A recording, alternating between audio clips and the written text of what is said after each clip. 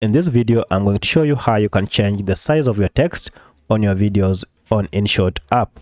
If you find this video helpful, I'll kindly request that you support me by liking the video and also by subscribing to this channel.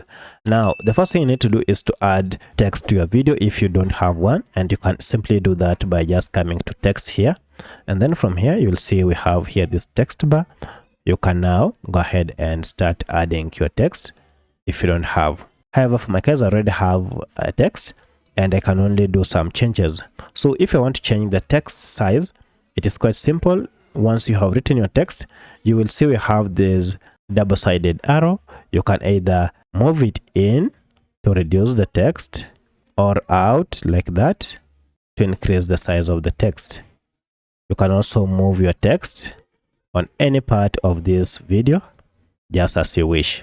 You can also edit this text if you so wish by tapping on this pencil, and then here you can either change the color, you can also change the font size or font style of your text like this.